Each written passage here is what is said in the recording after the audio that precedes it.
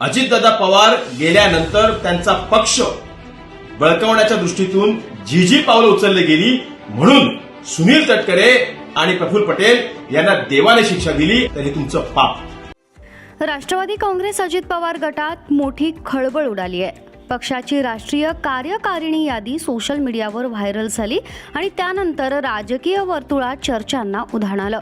कारण या यादीत पक्षाचे दिग्गज नेते सुनील तटकरे आणि प्रफुल्ल पटेल यांची नावच दिसली नाहीत। हे लक्षात येता सुनेत्रा पवार यांनी तातडीनं ट्विट करत ही केवळ तांत्रिक चूक असल्याचं स्पष्टीकरण दिलं। मात्र या स्पष्टीकरणानंतरही राजकीय चर्चांना आणखी जोर आलाय। कारण ही पहिलीच वेळ नाहीये। याआधी देखील सुनेत्रा पवार यांनी निवडणूक आयोगाला पाठवलेल्या पत्रामध्ये सुनील तटकरे आणि प्रफुल्ल पटेल यांच्या पदांचा उल्लेख नसल्याचं समोर आलं होतं। सुनेत्रा पवारांना प्रफुल्ल पटेल आणि तटकरे नको आहेत का? हा सगळा प्रकार त्यांच्या सहमतीनंच झाला का? असे अनेक प्रश्न आता उपस्थित होऊ लागलेत।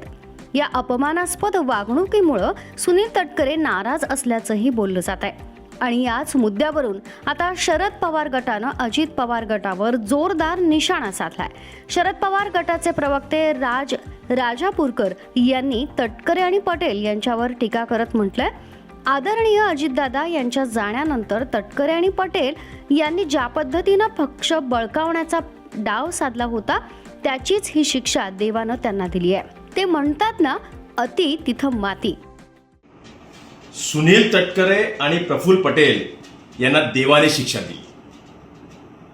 बघा, एवढ्या मोठ्या राष्ट्रवादी काँग्रेस पक्षाच्या महाराष्ट्राचे प्रांताध्यक्ष आणि राष्ट्रवादी काँग्रेस पक्षाचे राष्ट्रीय कार्याध्यक्ष यांना राष्ट्रीय कार्यकारिणीच्या सूचीमधून वगळण्यात आलं।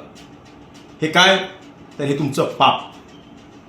अजितदादा पवार गेल्यानंतर त्यांचा पक्ष बळकावण्याच्या दृष्टीतून जी पावलं उचलली गेली म्हणून सुनील तटकरे आणि प्रफुल्ल पटेल यांना देवाने शिक्षा दिली आणि त्यांची नावं ही राष्ट्रवादी काँग्रेस पक्षाच्या राष्ट्रीय कार्यकारिणीच्या सूचीमधून वगळण्यात आली।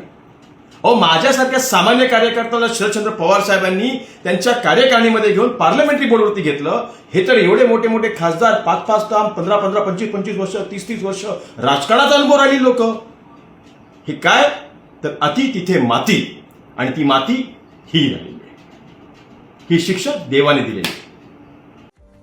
आता या संपूर्ण प्रकरणानंतर राष्ट्रवादी अजित पवार गटात नेमकं काय सुरू आहे? तटकरे आणि पटेल खरंच नाराज आहेत का? सुनील तटकरे यांनी शरद पवारांची भेट घेतल्यानं राजकीय चर्चांना आणखी उधाण आलंय।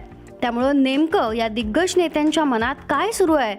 तटकरे आणि प्रफुल्ल पटेल वेगळा राजकीय निर्णय घेण्याच्या तयारीत आहेत का? आणि या घडामोडींमुळे पक्षात आणखी मोठी फूट पडणार का? याकडे संपूर्ण राज्याचं लक्ष लागलंय।